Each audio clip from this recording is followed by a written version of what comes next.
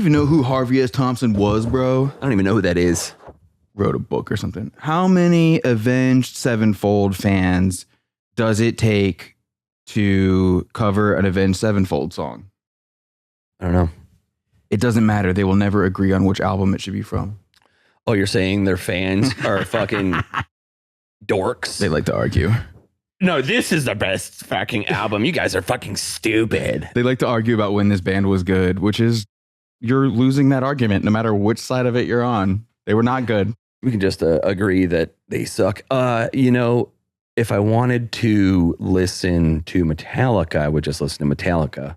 That was only one album, bro. That was one of the bad ones. You got to listen to the other ones. They made one good album one time. Oh, really? Which one was that? And then they're going to fight. We should have gone on the subreddit and asked which is their best album. The one with the Hunter S. Thompson song on it, bro. Oh, God. Real quick side note before we jump into this. I forgot. I wanted to start this by saying we need nicknames. Avenged Sevenfold is so popular, and I don't even know the names of these guys. Like, I just know their stupid ass little fake names, and they're huge. So maybe if we had fake names, like, we could be huge and start wearing bandanas and backwards hats. Oh, what's wrong with backwards hats? Nothing. So this is basically Baby's first metal band. I would love to know how many people who had ever listened to anything called metal that was released prior to the year 2000 became Avenged Sevenfold fans when this band came along, because I bet it's not many.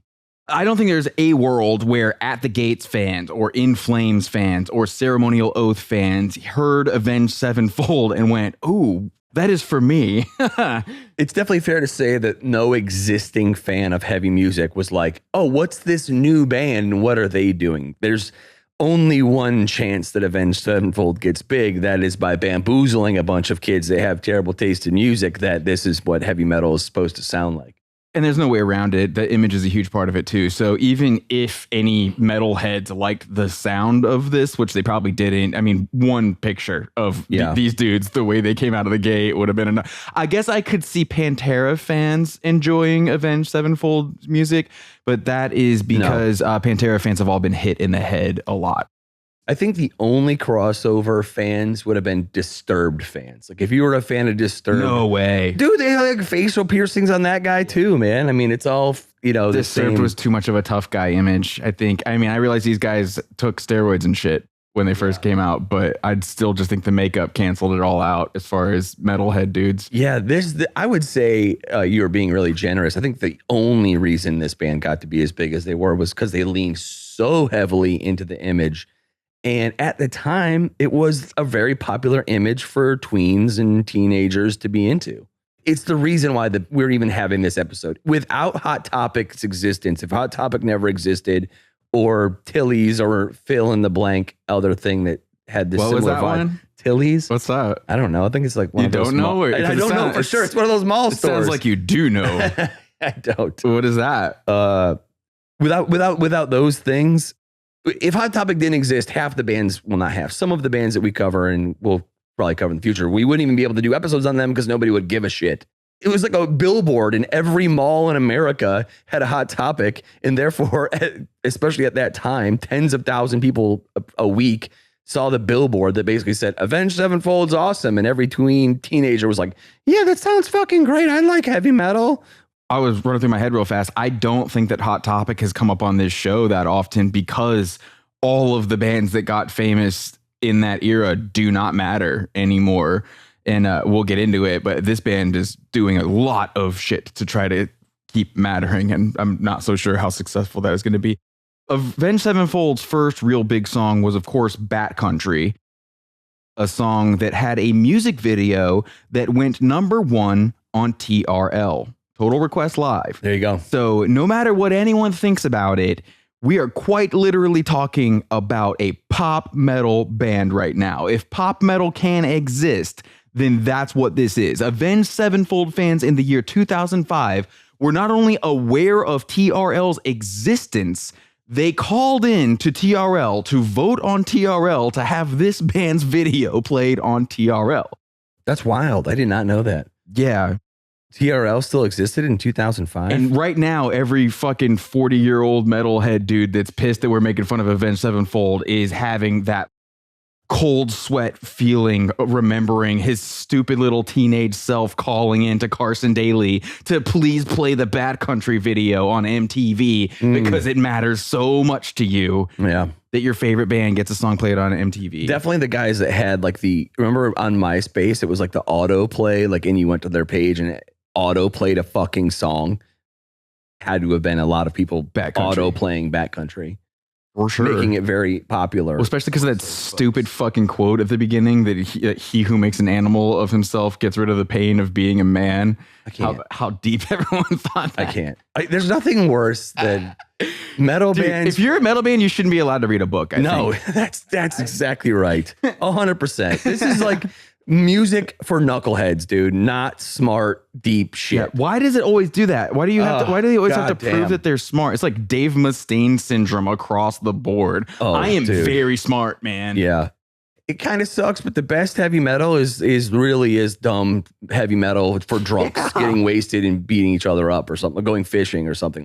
Dumb shit. You're supposed to like lift heavy things while listening to it. I think from the greater perspective of all society, that is the best thing those drunk knuckleheads could be doing is gathering in the same place and punching each other instead of bothering anyone else. Metal bands should not be allowed to read books is my contention. Because then what you get is metal fans who think that they're smart because the band that they listen to reads books.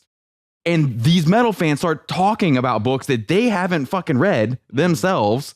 If the metal band even read the book, these dudes are just in Barnes and Noble, which existed at the time, hanging out in the Cliffs Notes section. I don't know. This one, it seems like this dude's got a bird tied around his neck. That could be a cool thing to write a metal song about. Let's do that. This guy goes to prison for a long time and then gets out and fucks up everyone's lives. Let's do that one. We'll talk about, I'm sure, the newer stuff later, but I do have to touch on the fact that in the continuation of what you're saying, I think that heavy metal for the next decade is completely fucked because two things. For some reason, everyone thinks it's cool to be smart now. Metalheads are now like, again, reading books and getting really into science and like, we're going to write albums about the singularity and AI taking over. No one fucking cares that listens to heavy metal. They don't even know what the fuck that means. They can't spell singularity. Shut the fuck up. But B, the second thing that's insanely popular right now is psychedelics. It's like the fucking 60s all over again, thanks to Joe fucking Rogan. Well, it's because those two worlds are colliding. Yes. Silicon Valley, microdosing and all that shit. The worst thing to happen to heavy metal is fucking psychedelics because it's turning everyone into a lovey-dovey, introspective piece of shit. I used to be so angry and get on stage and get pissed off and yell and scream. And then I did mushrooms and I realized that we're all connected and loving creatures. And now I'm going to write about deep shit. Fuck off. And put a Rick Wakeman synthesizer solo in every fucking song. Jesus, fuck. The heavy metal is fucked. The 70s happened. Just go back and listen to the fucking albums from the 70s, guys. We already tried this one. It didn't work. Also, you're not fucking Pink Floyd. You're never going to be not Rush. Fucking Pink Floyd or Rush. You're not that smart. You're not that good. Just fucking stop.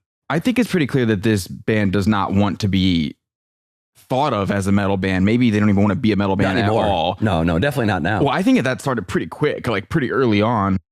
I mean, just the progression from the first several albums to City of Evil was a pretty giant shift towards the mainstream, if you will. They always talk about it like they want to get experimental, but what I think that means is they want to sell more albums, so they just start doing whatever is popular, which is probably why they looked the way they did and sounded the way they did when they first came out, is because they thought that that was going to be the thing that made them really popular, and then it turns out it did.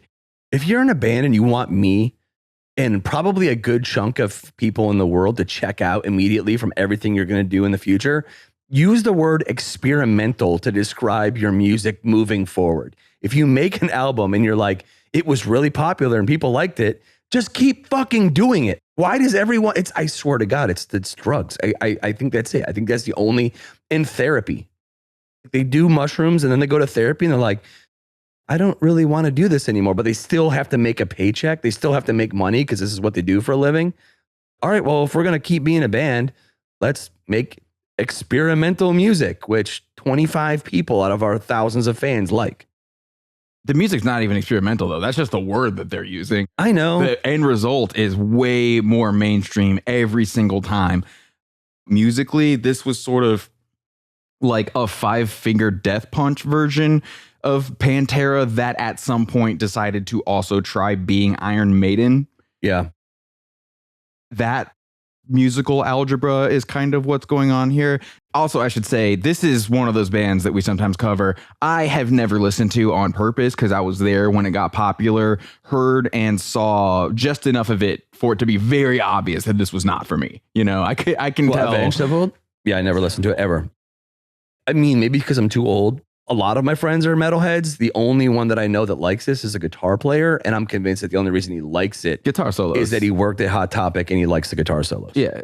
This band is probably cool to listen to if you're the kind of guitar player who wants to play mega wankfest guitar solos. But as far as anyone who wants to listen to music, you know, to enjoy a song or in a social setting or anything like that, absolutely not. I would venture to guess that probably every single person who ever looked at a music magazine in the era when this band first got popular remembers the first time they saw a picture of Avenged Sevenfold. What in the fuck happened there? Did someone go to a Hot Topic and set off a grenade full of the ooze from the second Teenage Mutant Ninja Turtles movie? Like, is this a trick? Is it a trap? Are these guys dressed this way, hang out outside of a Hot Topic, and then when people walk up to talk to them, they just beat the shit out of them because they secretly hate the goth kids at Hot Topic? I thought legitimately that all they were trying to do was be the new like Motley Crue thing. Like they were the new Motley Crue, Guns N' Roses-y. Not necessarily musically. They weren't anywhere close to that good or catchy or like fun. It was the exact opposite. Actually, it wasn't catchy or fun or enjoyable, but I felt like image-wise, that's what they were going for. We are the new generation of bad boys of rock, and we're going to like look the part. All we do is get, you know, fucked up and look at us. We get covered in tattoos way before it's fucking cool. And, you know, wear aviator sunglasses. I was super confused who told these goth kids about steroids and why did it cause them to start making music like this instead of making Static Age by the Misfits over and over again. Mm-hmm. I would say this is the most Hot Topic band of all time. There's only one that I could think of bigger. What? Him. Maybe. When I say most Hot Topic band of all time, I don't just mean that their music and merchandise was sold in Hot Topic, which it obviously was, or that the band did tours that were actually sponsored by Hot Topic, which they did. Yeah. I mean that Avenged Sevenfold and Hot Topic were the same thing. A thing that is pitched to young people, teenagers, as this counterculture or against the mainstream, or even just quote unquote different. Meanwhile, you found out about it at the mall. You bought it at the mall. You talked about it with the other kids who hung out at the mall. There is an inherent conflict in these things. I think if you walked in at Hot Topic, they were looking at you wondering, were you going to go towards the heavier, I'm using strong, heavy quotes here, really strong quotes, the heavier side with Avenged Sevenfold, or were you going to go to like the poppier, you know, dark wave sound of him? You know what I mean? Like that was really your two choices for pretty much a long time. Like half the t-shirt wall was Heartograms and then Avenged Sevenfold merchandise. It's probably a pretty big crossover, I would assume, actually. Probably a lot of people who liked one liked the other. Well, I mean, I think at the time, this is like a generation of kids that were told what to like based on what they liked in Hot Topic or read in, you know, on MySpace. What was there, what got stocked there were the only options. Yes, I mean, like Hot Topic became the CD thing. So when you were this is for all you young people, but back in the day, you used to go to the record store. You would actually like flip through based on the album artwork and based on maybe a sticker on there that said for fans of X. If it met your criteria, you would buy it and be like, oh, this is cool. It's $10. I'll check it out. Like the artwork is cool. But the thing is that's what Hot Topic's t-shirt wall became. That one. The bat skull. Right. So you would walk in at the FYE or fucking whatever, and it would be like the top 20 selling albums. And you're like, well, I don't like any of these pop albums. What is the top selling rock album? And you would probably buy it. Well, Hot Topic had that exact same thing, only had it with t-shirts. oh, who are all these bands? I want to check that band out. I want to check that band out. I would not doubt there were people that bought Avenged Sevenfold t-shirts before they even listened to the fucking band. It was probably playing in the store. Yes. That happens all the time with kids now wearing Nirvana shirts and shit, even though they never heard the band. They just think it's a fashion brand or something. That definitely has always happened. Anyways, yeah, I really only ever heard a couple songs from this band's heyday. So when I pressed play on the first album as research for this episode, I swear I thought that the first song was a joke. I thought that they were fucking around and like doing a really silly first song before it got to the real stuff. And that is not what turned out to be the case. I mean, well, so first of all, the album cover looks like a Cradle of Filth album cover. If you go look at it and then go look at Cradle of Filth album covers, you can see why a person would expect a certain thing when they press play on it. Mm-hmm. Knowing what I had heard of Avenged Sevenfold, my initial thought was, I wonder if this is one of those bands that started off as a way more aggressive, way heavier thing, and then got popular as soon as they started doing something that was a little bit more regular as to what was going on at the time. Yeah. But no, like after the intro sound effects, the song kicks off straight into some like half-ass version of the score to the movie The Rock, starring Nicolas Cage and Sean Connery. What a great Do you remember the guitar score, like the guitar wailing? I need to go back and watch it again. Yeah. That's what immediately what it reminded of. The music sounds like the soundtrack to every action movie that got made immediately after the success of the original Top Gun. Just all of those Top Gun knockoffs with super epic, ridiculous, quote unquote, epic guitar solo stuff. And then this dude starts singing. By the way, I refuse to use any of these guys' made up pseudonyms because I'm not 14 years old and I don't care enough to look up any of their real names. So I will be calling every single one of these dudes that dude for the entire episode. That singer dude? The singer dude was about 19 when he recorded the vocals for this first album, and he already sounds like a 40-year-old burnout who's been obsessed with trying to sing like Axl Rose for 20 years, no matter how many people tell him to quit. Homeboy's vocal register and range is not comparable to Axl in any way, but he is absolutely not letting that stop him from trying. Exactly what Axl Rose would sound like if he could not sing and only had access to 20% of his vocal range. I can't believe that people listen to this. He's using his nasal cavity as so much of a resonating chamber for his voice. This dude is like the metal Willie Nelson. There was never a moment. I never had an Avenged Sevenfold moment in looking back and listening back. And I'm like, oh, this is why. Because it really is just the shittier version of shit that I loved. And it wasn't even good to the point where it was so bizarre because there were so many other bands that were doing very similar things that I thought were better. At least being competent ripoff artists. Yeah, at least they could sing better.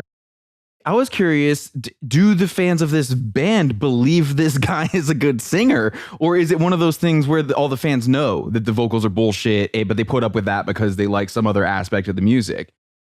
I think he just had a lot of girls that were really into him because he had like the snake bite thing and he fucking juiced himself to the gills and had big arms. And he looked to me like every other dude from Southern California at the time because, you know, there was fucking Throwdown and 18 Visions. There were so many bands that came out of that area that were like, literally just looked just like them. Oh, it's just another one of those bands.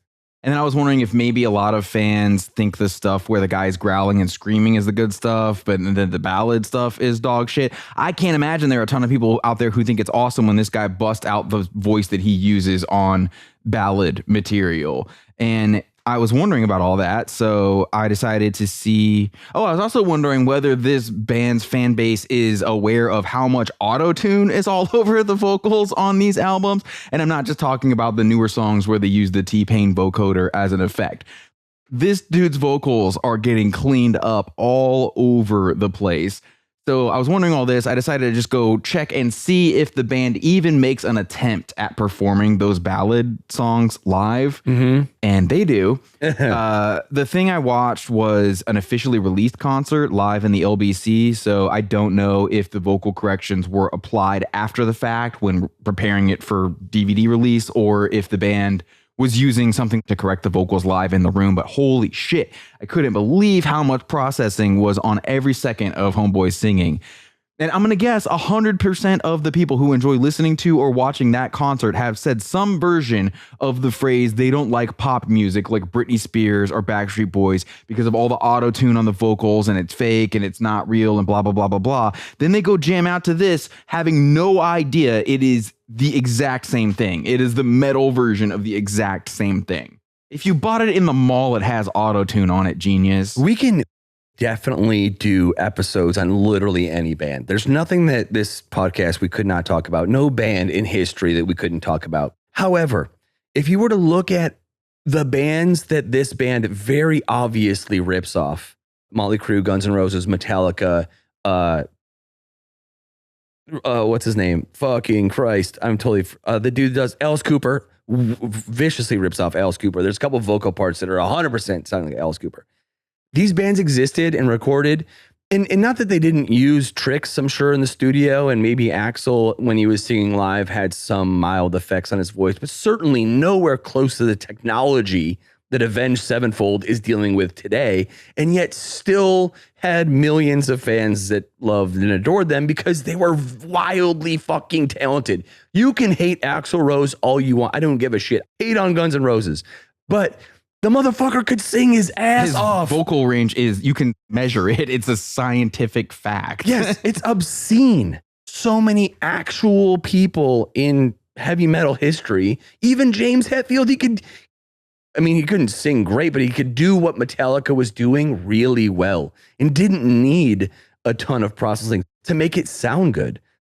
What is the difference between fucking Katy Perry and Avenged Sevenfold besides some fucking guitars? Avenged Sevenfold? Yeah, Sevenfold. They're like, what's the difference? It's the fucking same thing with just guitars. This is fucking cheesy ass processed music. Avenged Sevenfold is my favorite band, dude. It is. It's a brand new band. You guys like Avenged Sevenfold? The live LBC concert, they perform a ballad that is called Seize the Day. And in the intro banter to the song, dude even says, quote, I'm about to sing you a fucking ballad, end quote. And everyone cheers. So yeah, apparently the fans of this band, A, think that this guy's a great singer, and B, that it's awesome when he sings ballads, which that's just mind blowing to me. Everyone cheers, the lighters come out, the whole fucking deal. And just like the rest of the concert, dude's singing the whole song. His voice is being pitch corrected and stabilized. And look, they're processing his vocals so much because his vocals need to be processed that much. And I think they still sound like shit even after that processing is applied. But the fact is, this band's fans apparently believe this guy is a great singer and have formed that opinion by not holding him to the same standards, the same criteria they apply when judging singers in other genres. I just think it's whack. I don't think you would have heard of this guy if auto-tune technology didn't exist. That's a huge difference between someone like him and someone who he clearly hero worships. This dude's got training wheels. I think that, it's also just when you play in certain genres of music, the expectation is a roughness and grittiness. Certain bands like Depeche Mode, they play to a tons of backing tracks, and you expect that. You go see Depeche Mode and there's fucking 5,000 tracks layering and all this crazy shit. Even if there's 5 people on stage, you realize that there's a ton more going on than what you're seeing. Heavy metal is not typically that way. With heavy metal, you're expecting like the band that's playing is what you're hearing, not a bunch of backing tracks and not a bunch of vocal tweaking and blah, blah, blah. You're expecting a raw, like that's part of what makes heavy metal fucking heavy metal. Mark, there are no metal bands that use backing tracks on stage. Yeah, well, there are none. I'm just saying. The expectations when you present yourself as a heavy metal band. All those guitar cabinets are fucking real, bro. It's that loud on stage. Also, Homeboy has kind of made a big deal about how the last couple Avenged Sevenfold albums, at least, do not have autotune on them, which is a mistake. Is a statement about what the previous Avenged Sevenfold albums had on them. B, I would also question whether that's even true. Does he know for a fact that there was no pitch correction applied to his voice, again, other than the vocoder songs, after he left the studio for the day? Nobody was like, okay, now that he is gone, let's go ahead and at least fix that fucking note, which is insane. Do you want him to come back tomorrow thinking that he's going to do a whole nother day trying to get a good take on this song, fix one of the fucking takes, play it for him when he comes in. Oh, dude, we were listening back to these. It seems like you did hit that note on this one take. Oh, fucking great. Let's just use that one. Yeah. The reason he says he didn't have to use auto-tune on these recent albums is because he spent several years working with these amazing vocal coaches, leading one to believe that he thinks that his voice is now better than it ever has been, right? Except the fans of this band know what this asshole's voice is supposed to sound like because they've been listening to it the whole time, and a lot of them don't like it that he's not using autotune anymore, so they have taken it upon themselves to isolate the vocal tracks and upload them to YouTube, and you can go listen to them, and you should, and then you should check out the comments where all the fans are like, what the fuck is going on? Sounds fucking terrible. Yeah. The fans are like, why do use the auto-tune then? If that's what you were doing before, keep fucking doing it, man. This ain't it. It's so pitchy. It's like he had a crisis of conscience where he was like, man, my heroes didn't use auto-tune. I shouldn't use auto-tune. Also, I would love to have seen the voicemail from the record exec. You know what I mean? So like the producer probably sent some rough demos to their A&R guy. And he was like, no, motherfucker. You need to fix that shit. Don't tell him we fucking tweaked it. Don't tell Mr. Shadows, whatever his name is, that we tweaked his vocals. While we're on the topic of his vocals, what about everyone else's vocals? The background vocals on this band's music are bonkers. These guys try to sing background vocals as though they are still pissed off that they weren't old enough to be in the recording session for Kiss from a Rose by Seal. It's awesome. What in the fuck is going on? Why is anyone in any metal band ever actually trying to harmonize with each other as if they are real singers? No one came here for that. Avenged Sevenfold literally recorded a cover of God Only Knows by the Beach Boys, which is obviously unacceptable, but the only reason that happened is y'all motherfuckers let them get away with this background vocal nonsense for decades at this point. No one was ever like, hey, fucking stop doing that. And then these guys start doing Beach Boys songs, all right? This is a one-way street. One thing begets the next thing. These things don't happen for no reason. None of this is happening out of nowhere. We really do need to do an episode of this podcast where we do the worst covers of all time. A fucking Beach Boys song, you prick. What the fuck? We're in Avenged Sevenfold. You don't do Beach Boys songs. As someone who was paying a lot of attention and very aware of what was going on in music at the time Avenged Sevenfold first became popular, I guess the thing I found most confusing about the music itself was how or why this was the band chosen to become popular from all of the bands who sounded virtually indistinguishable at that time. Maybe people don't remember this, but especially if we're counting, bands that no one has ever heard of who were just in local music scenes all over the country, there were probably several hundred bands that sounded exactly the same as Avenged Sevenfold. Oh my God. I'm not even saying any of them were better. I'm sure a lot of them were. I'm saying, how could anyone even tell Avenged Sevenfold's music apart? They're not better. Any of them were better. They were equally as bad. That's how it is. There was a shit ton of bands that were equally as bad as this band. Why the fuck did this band in exactly the same ways too? It's just all of it sounded the same. The only biggest differences were just the singer. A Treyu's singer was way different than Avenged Sevenfold's singer. Yeah, but kind of looked the same.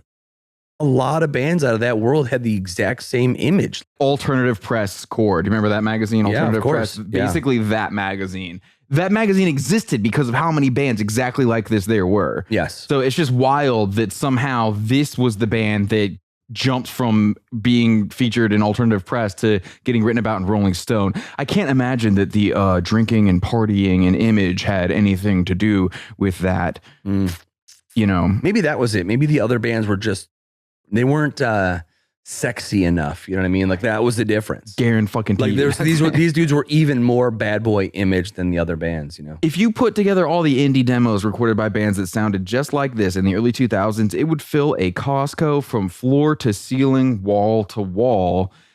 Why did everyone pick this one? And before anyone thinks they need to write an essay about why you like Avenged Sevenfold more than all these other bands, these are rhetorical questions. Mark's not going to read it. I'm not going to read it. Nobody gives a fuck about your propaganda. Everyone picked this band because of the makeup and the studded belts. This band was heavy metal good Charlotte, and you can't handle someone pointing that out, then go anywhere else on the internet other than here, because nobody gives a fuck. Today's Real Talk Day. Heavy metal good Charlotte is pretty much a perfect way to describe them. You went to Avenged Sevenfold concerts because the girls you had crushes on wanted to fuck these guys. Yes. So you bought a ticket to hang around in case any of those girls got horny enough to settle for you after the show. The end. The truth is, in that world, and the truth is still from music, like if you win over the girls, you're probably going to have a fan base, because where girls are, dudes will show up. Guns N' Roses brought out the girls. Motley Crue brought out the girls. And where the girls show up, the dudes show up. When 50% of your fan base is women, you're fucking killing it. Which Avenged Sevenfold at the time, a ton of young ladies loved this band. Dude, this was what, 2005? This is way before everyone and their fucking mother had a tattoo. Also, by the way, I don't know if people know this, but there was a time when not everyone you know had tattoos. He had like a full sleeve. That's fucking crazy, dude. Look at this guy. He's got tattoos. Not having ever listened to Avenged Sevenfold albums and taking my job very seriously, I went back and listened to these albums. And the first thing that really jumped out at me was how bad the production is on every album from the classic lineup era.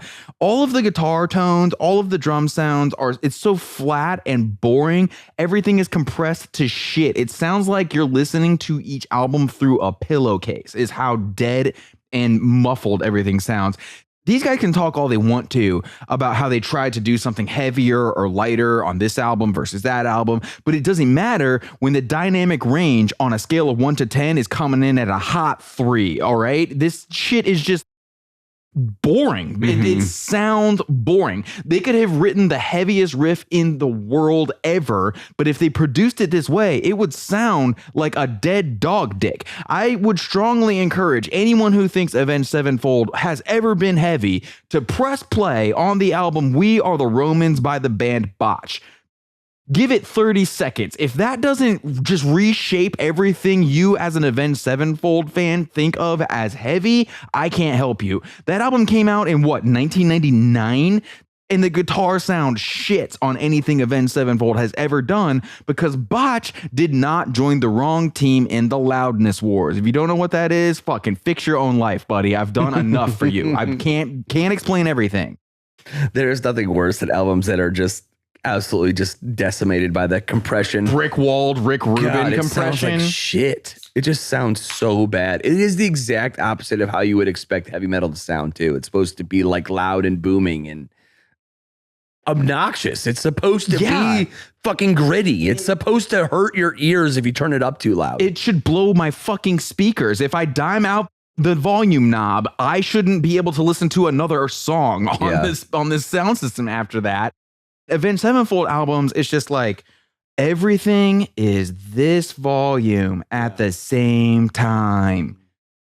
Even later in their career, when you can tell that Avenged Sevenfold thinks they're doing something that's supposed to be so heavy, for instance, a song like Critical Acclaim. This is the one that opens the self-titled album. It was the opening song in concerts for a long time. On the album, when the song really kicks in at the beginning, the way everything is mixed makes it sound so flat, because they don't know how to EQ each instrument so that it stands apart and stands out on its own. So everything just comes out as mush. If you go see the band Converge live, not even just listening to their albums, you go see the band Converge play live in any venue in the world, the mix coming off that stage is going to sound better than any Avenged Sevenfold album you've ever heard. You can hear exactly what each instrument is doing, and that is what makes Converge come across as way, way heavier than Avenged Sevenfold ever could. It's really bizarre to me that anybody would think it sounds good to do that. Especially when you're playing rock and heavy metal music. It just sounds so dead. It's not punchy and doesn't hit you in the fucking chest and go, oh shit, this is... Listen to any Pantera album. Even if you don't like heavy metal, you can play fucking, I don't know, Unbroken for somebody and be like, oh shit, this is heavy. Dimebag's guitar tone, because he used that noise gate, that really heavy noise gate that would cut it off anytime he just instantly silent when he would cut it off. It introduces an element of dynamics that Avenged Sevenfold, I know that they used to cover the song Walk, and in fact, that would probably be a great exercise for anyone trying to figure out how to listen to music better, how to be better at listening to music. Listen to Pantera play Walk. You can even go look up a video of them doing it live and then watch Avenged Sevenfold do it. Yeah. It's not close. There's nobody who prefers that Avenged Sevenfold cover. And if they do, Well, don't ask them their opinion on anything else. if they do, they're wrong. They heard the Avenged Sevenfold first and then they went back. I mean, I guess I see the appeal of the original. But Yeah. It just doesn't sound as good as, as Avenged doing it. It's just way heavier. And there's a reason that Avenged Sevenfold covers the song Walk. I mean, that is certainly one of the best guitar riffs of all time, man. Dude, that is a song you could play for someone that doesn't even like heavy metal, and they'd be like, oh shit, I know crazy. all kinds of people who don't give a fuck about heavy metal, but listen to Pantera in the gym when they work out for that exact reason. Yeah. Another example of this, because I know that we're saying some shit right now that a lot of the fans are going to want to get all well actually about. On Avenged Sevenfold's self-titled album, there's a song called Almost Easy, which is kind of cutting it close when it comes to the Guns N' Roses worship guys. Almost Easy. For some reason, they put a piano on the song, but it's just fucking buried in the mix. So what's the point of it being there? Why is there a piano part if I can barely tell that there's a piano part? If you're going to put a piano in something... Okay, first of all, if you're going to put a piano in something, then you need to have separation in the mix so that it is very obvious where the piano is and what it's doing. That's first. Second, anything on the spectrum of rock music to hard rock music to metal, anything that has a piano in it, the first thing you have to do before you actually start that recording session is go back and listen to Bat Out of Hell Part 2. Out of the frying pan and into the fire, motherfucker. That is how you put a piano on some shit that rocks.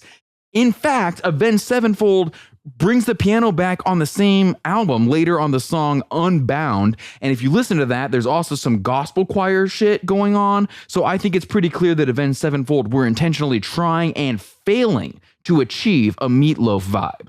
That is something where if you're going to take a swing at it, you cannot miss. You do not take a swing at Meatloaf and miss, boys. Yeah, that's hard to do. And if you're going to do it, it's going to really sound bad. You need to know that you've got it. Yes.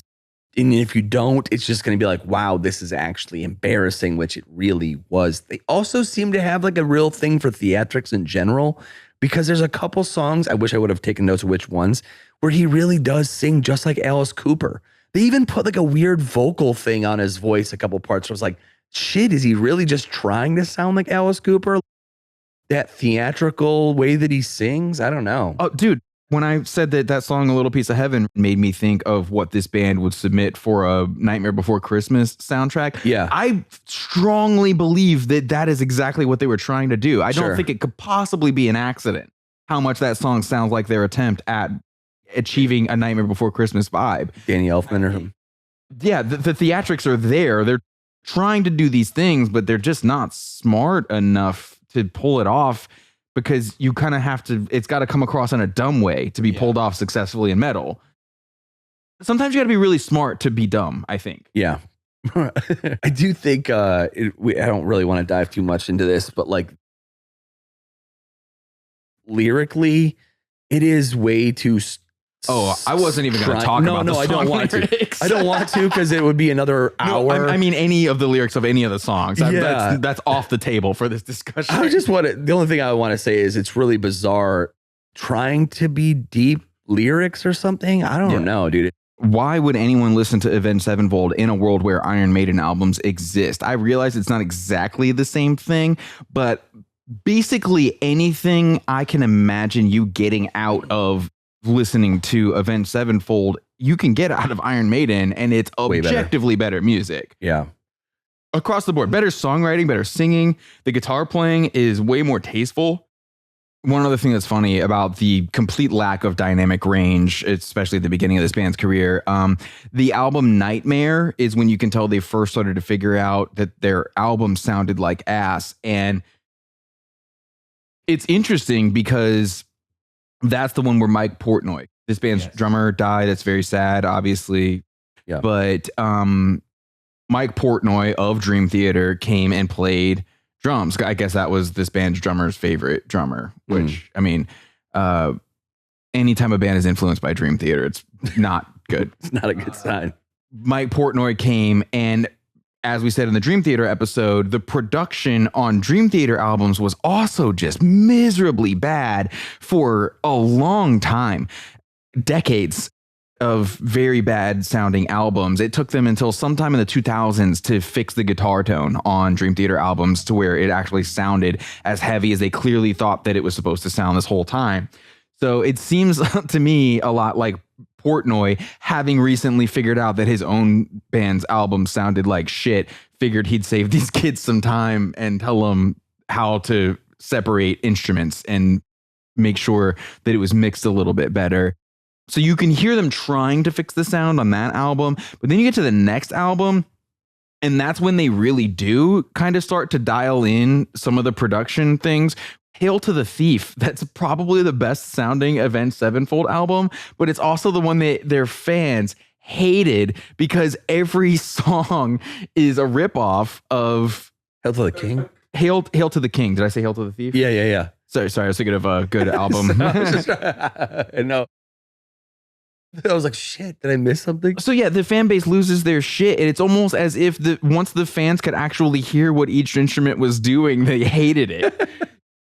Like, oh my God, he's actually playing that. What the fuck? This band sucks. Wait, that's what that sounds like? Fuck this. Mute that motherfucker. I mean, the whole album is hilarious because the entire thing is just a pastiche of all the metal bands a young music fan would need to have not grown up listening to, would need to not be familiar with in order to believe Avenged Sevenfold's music was acceptable to listen to. Yeah. None of it veers into outright plagiarism, but in metal, it is so ridiculously easy to avoid actually getting sued while still intentionally ripping off another band. The Vanilla Ice lawsuit, the Vanilla Ice Queen, where he's like, yeah, the pickup note is there. In metal, if you do just add like an extra note or add an extra chord strike, you're probably going to be fine. Yeah. Because also, when it comes down to it, the riff that you're stealing from was probably fucking stolen from someone in the first place. If you're stealing a riff from Metallica, they probably didn't write that shit anyways, man. They probably stole from somebody else. So who are you suing? Who's Metallica suing? You stole that riff from us. Someone's going, you stole that riff from me, motherfucker. You're talking about a genre where it's dun, dun, dun, dun, dun, dun, dun, dun, dun, dun, dun. You can just do that in any song and no one can sue you. Who wrote that? Yeah, I do feel like Hail to the King also, it sounds like the Black Album to me. Production-wise, for sure. Like production-wise, through the whole album, it just sounds like Bob Rock did it. But that's what I mean. I mean, that's the best-selling Metallica album for a reason. It's not just that the songs are more accessible. It's that the production changed completely. Yes. And people like it when songs with good riffs and a heavy chorus, a catchy chorus, they like it when they can hear what's going on, when they can hear what each thing in the song is doing. That sounds good to human ears. I'm going to run through the list of what these songs are ripping off real fast for all of the non-Avenged Sevenfold fans, just so you can hear how outrageous it is that anyone continued to take this band seriously after releasing Hail to the King. The song Shepherd of Fire is definitely one of the Black Album era Metallica ripoffs. The title track is another Black Album ripoff. That's Hail to the King, which if it sounded even 1% more like King Nothing by Metallica, I'm pretty sure Lars would have pulled the trigger on a lawsuit. He thought about it. But then they avoid it by also managing to work in a little bit of King of Kings by Motorhead in there, I assume, as a joke with the whole King. The King reference. There's actually a chance the first time I ever listened to Hail to the King fully through the whole song on purpose was today. I know that I've heard this song before because it was inescapable for a minute. So I've heard the song, but it's possible that today was the first time I listened to it beginning to end. And I was in my car driving here with the windows down and it was playing. And I remember thinking, holy shit, this is a Metallica song to a T, to the point, even vocally when he sings it, that I was like, am I going to show up to Tyler's house and say, wow, Hail to the King sounds not only like a Metallica riff, but it sounds like James Hetfield is singing. And Tyler's going to look at me and go, you idiot, James Hetfield's guest vocals on it. If you like Avenged Sevenfold, you're welcome to just listen to Iron Maiden. You should listen to Metallica. You should listen to Alice Cooper and just be done with it. You don't have to listen to this. And if you, for some God only knows reason, you like later Avenged Sevenfold, I have nothing for you. You should just stop listening to music and embrace NPR and listen to that every day. Because the new shit is just off the charts. I don't even know how to describe it. There's no words. Doing Time is obviously a bunch of different Guns N' Roses songs mashed together. Right back to the Black Album for the song This Means War, which jacks so much of the vibe of Sad But True that even fucking Avenged Sevenfold members have openly joked about this. There was one time they were talking about what songs they should cover, and someone said Sad But True, and the band was like, well, we already did that one. The song Crimson Day opens as if it's going to be yet another Metallica ripoff, Nothing Else Matters. But then it kicks back over to that Bon Jovi power ballad horseshit that I was talking about earlier. The song Heretic is almost exactly Symphony for Destruction by Megadeth. Dave Mustaine bitches a lot and he's really annoying, but ripping off Megadeth is pretty low considering what that guy has spent the past 30 years talking about in every interview. The most ripped off guy in metal, blah, blah, blah. But for the average Hot Topic kid whose favorite band was Sum 41, this was revolutionary. Did they not sell Megadeth shirts in Hot Topic? They probably did, but they were probably too scary for those little kids. You know what I'm saying? Like if they did, and also it would have been a Megadeth shirt, you know what I mean? Versus like the 6th Avenged Sevenfold shirts that would have been on the wall. Megadeth shirts sell, but who's buying? The song Coming Home is obviously trying to be an Iron Maiden song, and the song Planets is another Megadeth ripoff. Then there is Acid Rain, which dips back into Guns N' Roses for November Rain. It's weird that they seem dedicated to dropping a hint or kind of like acknowledging what they're doing with the song titles, at least. Pun intended. The band should just be called Pun Intended. Isn't it cute that we're ripping this off? It's like, yeah. No, dude, Guns N' Roses fucking rules. I'm just going to listen to that today. I guess it's possible they were trying to write the most environmentally friendly metal album of all time because all these riffs are recycled as fuck. But if you heard it the first time around, it's just weird. Why are we listening to this instead of the thing that it's trying to be? Is the biggest selling Metallica album of all time not on Spotify anymore? Oh, it is? Well, then let's just listen to that. Yeah. The thing is these kids, when they were too young, Metallica was for like old fucks.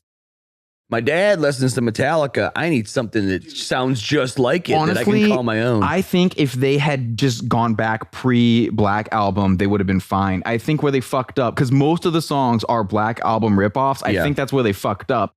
That's easily one of the top 5 best-selling quote-unquote metal, definitely just hard rock. Probably the most highest. Back in Black is for sure the best, Back in Black, yeah. best-selling hard rock album of all time. Black Album is probably right under it. Yeah, I guess it would be the highest selling heavy metal album if you considered it heavy metal. All they had to do was go down to like the 10th best-selling hard rock album ever, and they would have been fine. Sure. But, that's also the biggest selling Metallica album. So when you're going to swing for the fences, it's like, well, let's rip off their biggest selling album. We could rip off Injustice for All, but, why would we do that when we can just rip off the Black Album? I don't know, talent. And then Megadeth, Megadeth was probably too heavy for a lot of young kids. A lot of people can't get past Mustaine's voice, which fucking fair. Totally fair. I fucking never got into Megadeth, and I saw them live, and it was so boring. What a boring ass band. I can't believe that Metallica never came back and just had Mustaine keep writing songs for them, but not be in the band. Yeah. Like a Bernie Taupin situation. Uh-huh. Or like the Hives, where some other dude is the one who writes everything. I don't know. Would they have even put out the Black Album if Mustaine was still in the band, though?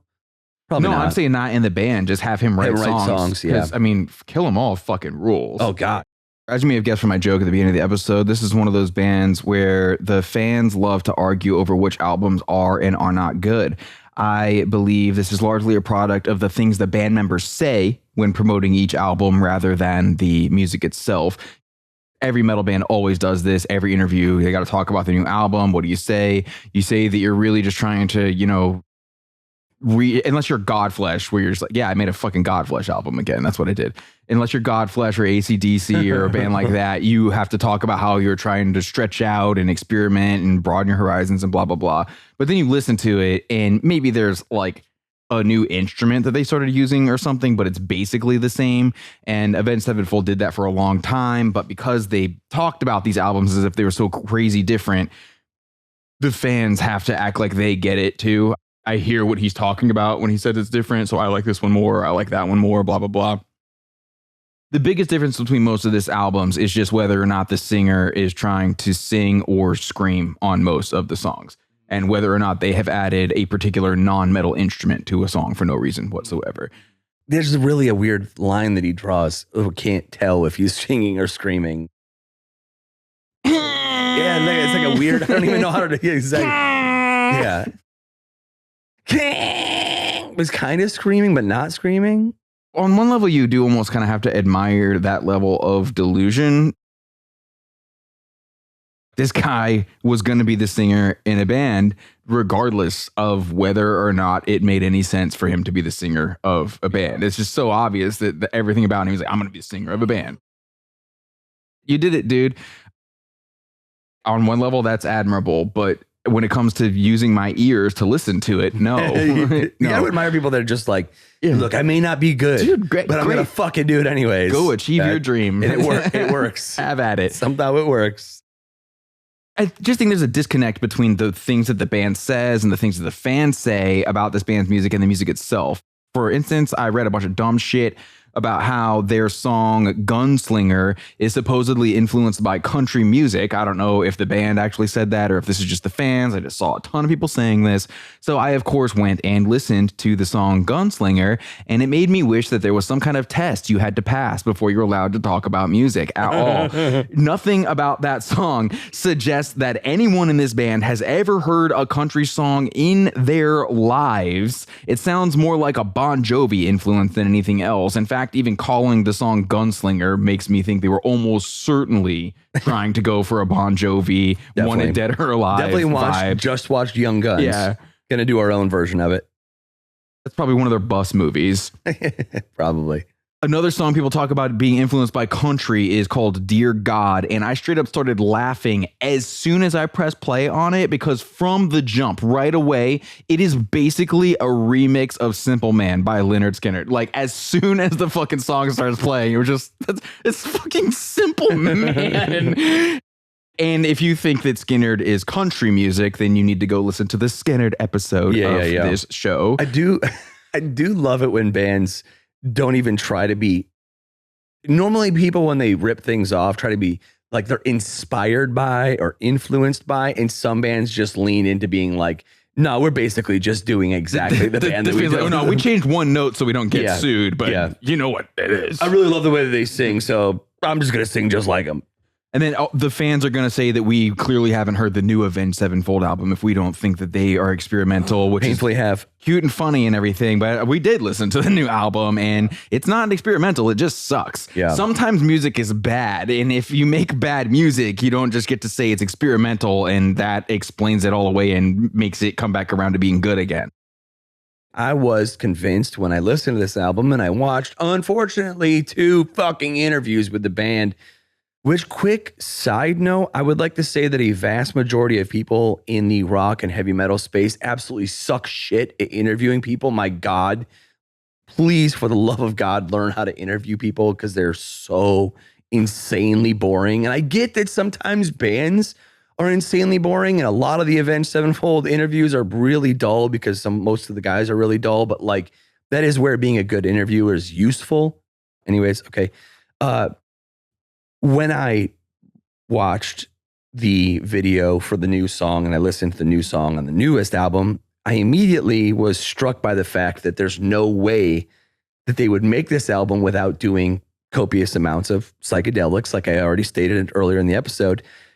And then I was so privileged to watch one of the interviews where Mr. Shadows just explicitly says that it was based on doing DMT, which is a very strong psychedelic substance. Yeah, don't do that unless you are ready to maybe become a different person, and not in a great way always. It seemed obvious to me, even before watching that interview, that this album was heavily influenced by using psychedelic drugs, both from the artwork perspective and the sound design and the whole album, the way that it's mixed, the way it's produced, the songs, the way they're written.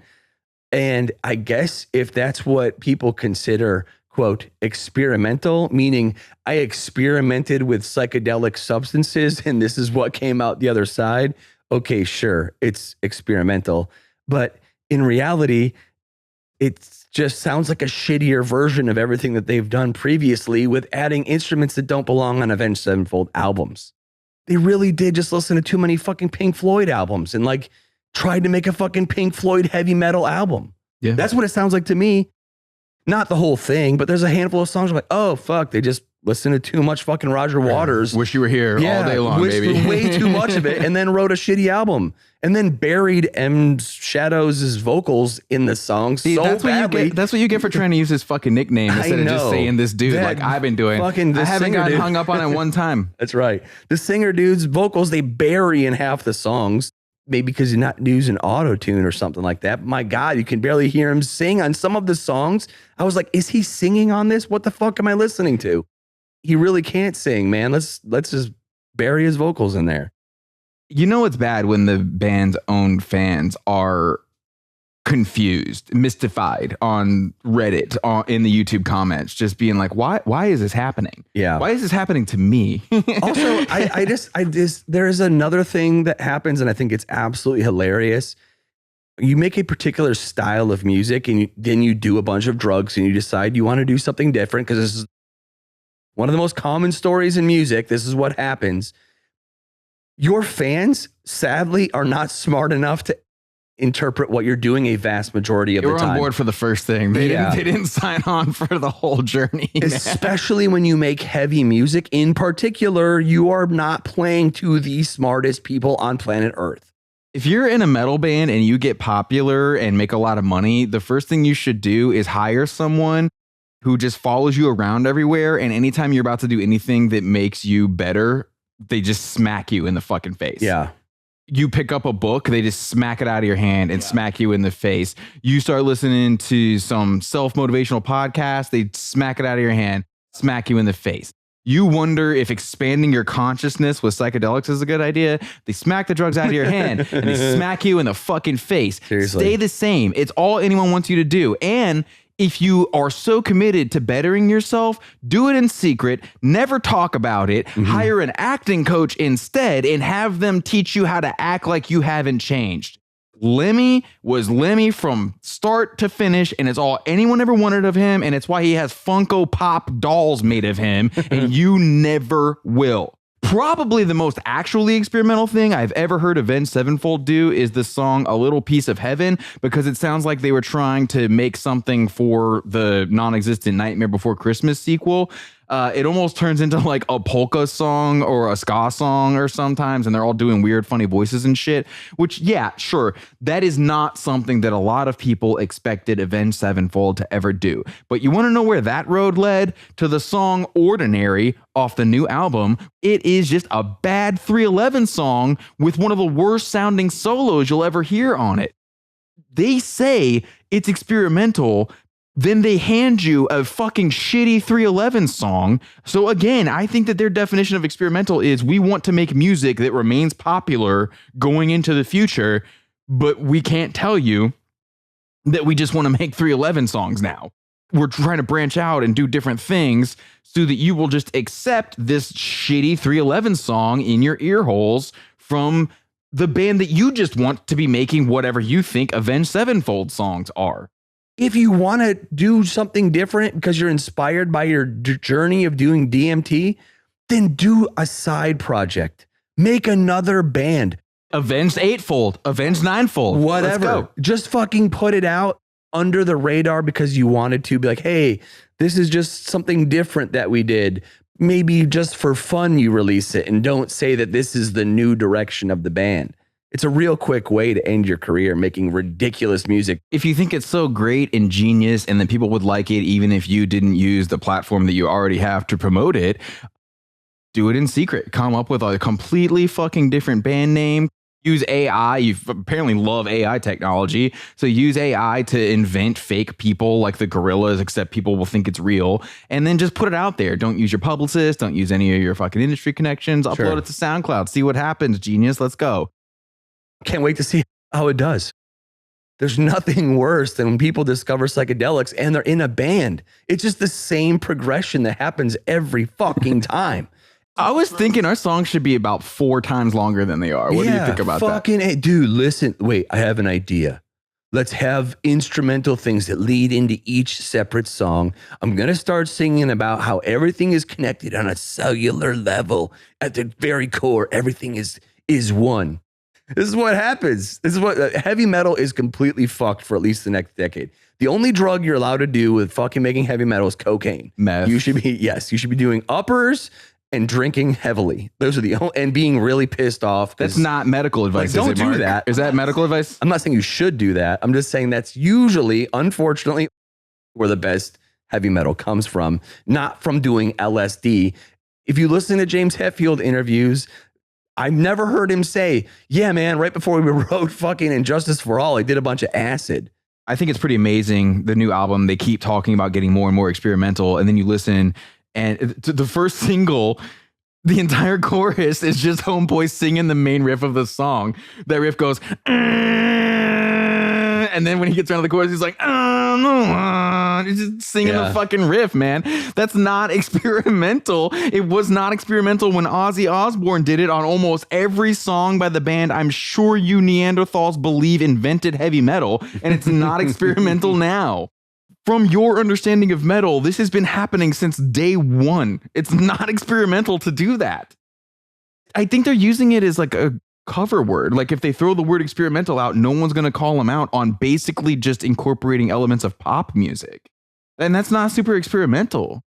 If you were a pop band and then you started mixing in metal elements, that would be pretty fucking experimental. And I'm convinced that 10% of their fan base even likes this shit. I think most people don't like it. I wanted to say that I like it to be a contrarian for the sake of this episode, but I'm not willing to do that to my reputation as someone who has good taste in things. The new album just goes right back to sounding mixed like a fucking 5th grader did it. It sounds like it was recorded on an iPad. Like if you told me that it was mixed in an Apple store with AirPods, I'd be like, yeah, man, I totally fucking believe you. It's really funny because you can tell that they're doing a lot of so I don't know exactly what kind of electronic drums are being used on the album, but it would blow my mind to learn that they didn't play actual toy instruments on some of this shit. Some of the drum parts sound like they were played on like a toy drum kit just to be funny. Like maybe again, that's what they mean by experimental.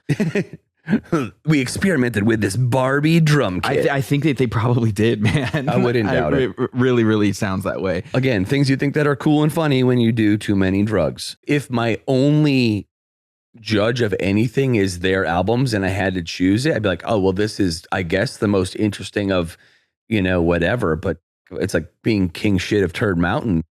Cool, dude, you won. What about anything that has happened to you in this lifetime makes you believe that anyone who likes your band has ever had the thought, fuck, I love Avenged Sevenfold, but I wish they would make 311 songs? They play it live too. Like I think it's actually, they're on tour right now, and I watched a video, or when we're recording this anyways, and I watched a video, and I was like kind of just trying to skip through it, and I saw that it was in the track listing for what they played live. Then I got the good idea, they're coming here to Nashville, and I was like, dude, Tyler and I should go to this show and then do like a 10-minute episode.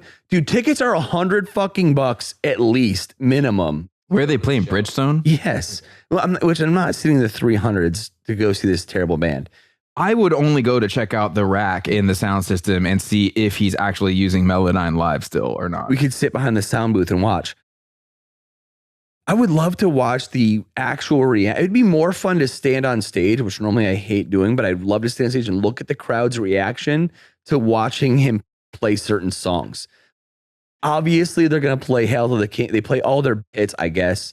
I don't know what their hits are, but I would love to watch them play a handful of new songs, because they definitely play at least 4 songs off the new album, and watch the fans' reactions. I would love to see their faces when they play that song, whatever What is it called? Nobody, the single, or No, not Nobody. The other song that we're talking, the 311, Ordinary. Ordinary. Yes. I'm 99% sure that's on their set list. God, I would love to see what the fans' reaction is to this shit. And then the other thing that I think they're referring to as far as the album being experimental is the whole concept, which has something to do with artificial intelligence replacing human beings or something. I guess. And I didn't really look into this part of it because it's just so many people are on board to the idea that this is a scam that I don't need to go into it and explain why it's a scam, but it obviously fucking is. Apparently, Avenged Sevenfold has been doing a lot of bullshit with NFTs in recent years, and then the singer went on a bunch of podcasts to promote NFTs and talk about like blockchain technology and all this shit. Jesus.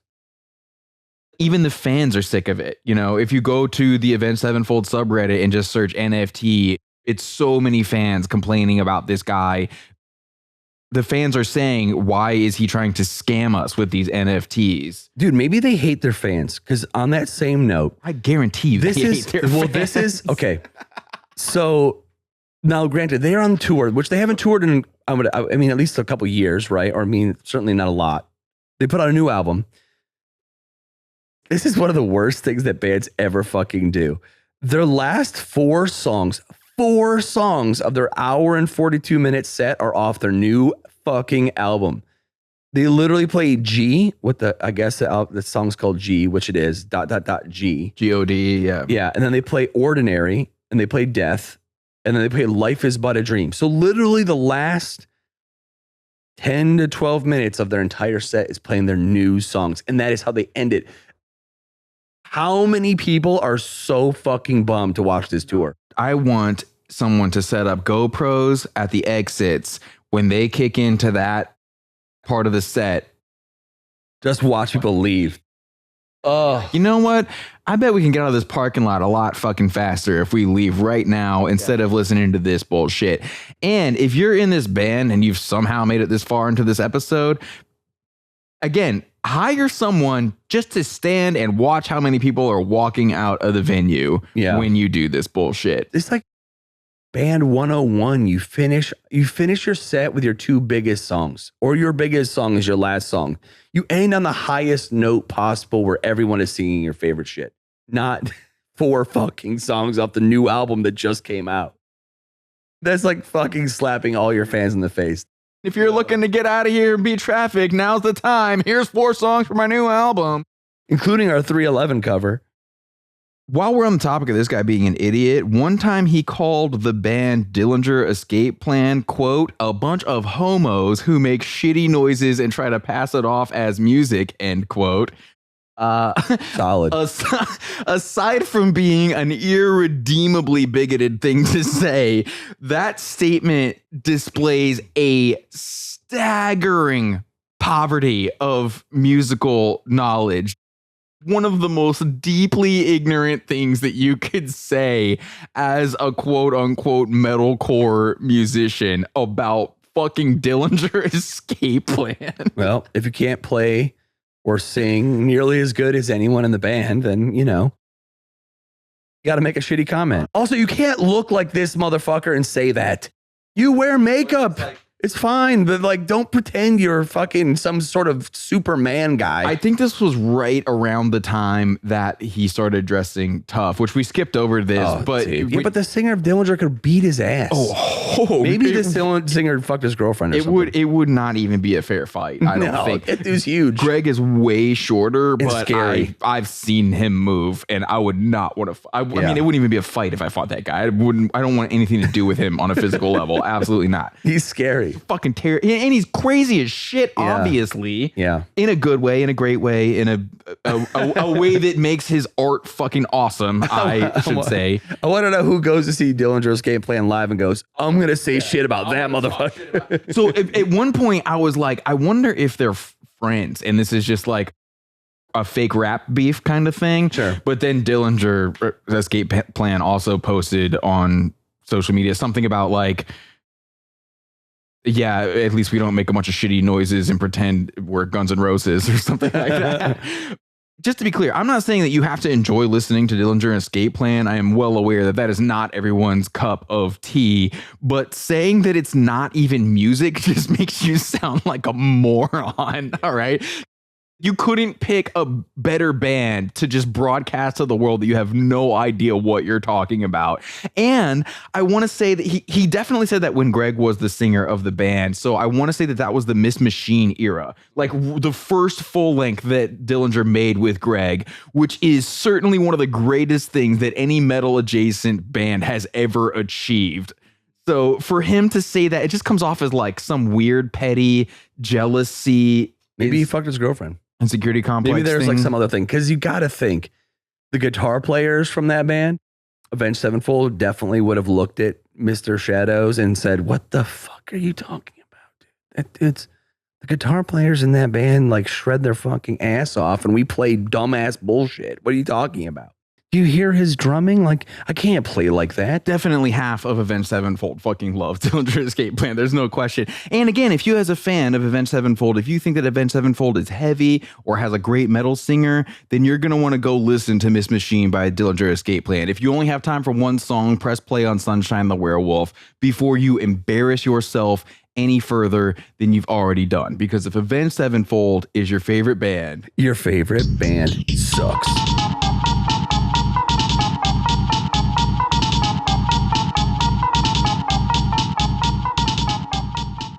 You're welcome for listening to another DMT-fueled episode of Your Favorite Band Sucks. I know those of you who have seen way too much of the internet were certain my "how many Avenged Sevenfold fans does it take to cover a song" joke was going to be about that YouTube video from like 5 years ago, and it kind of was. Because if you do a video search for something like worst A7X cover and click on whatever preview image looks the most like a high school battle of the bands, then your eyes and your ears will be treated to a perfect example of how much the average Avenged Sevenfold fan understands about the way music works. Conversely, the band Iron Maiden came up a lot in this episode, and I could see how a lot of people listening to this one may say, "But Tyler, Iron Maiden has been a band for longer than I've been alive. They have released almost 20 albums. I have no idea where to start." Shut up. Listen, I'm going to do you a huge favor, but you got to promise to not embarrass me. Go to the website pinballmap.com. Pinballmap.com. Look for an arcade near you that has the Iron Maiden pinball machine. Go there. Hopefully it's a good arcade. Hopefully the machine is in working condition with the volume turned up loud enough for you to hear it. Start playing that game. By the time you get any good at it, you will have a decent understanding of what Iron Maiden is all about. All right, before announcing the next episode, I want to give one more plug to that special thing we're planning. Our podcast host allows listeners to send in voice messages to the show. We're going to do a whole episode where we play a bunch of those messages and respond to them. This is going to be coming up somewhat soon, so you do need to get on this pretty soon if you'd like to try for a miniature guest spot on the show.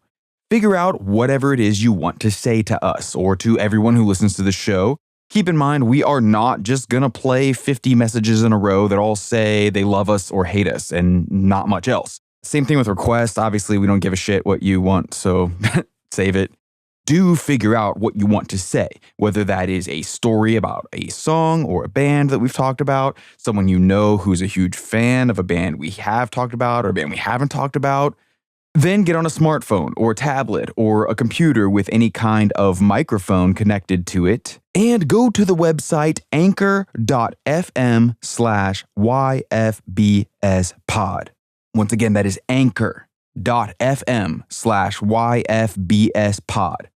On that page, you will see a button that says send voice message. And well, if you can't figure it out from there, you're not going to be on the show.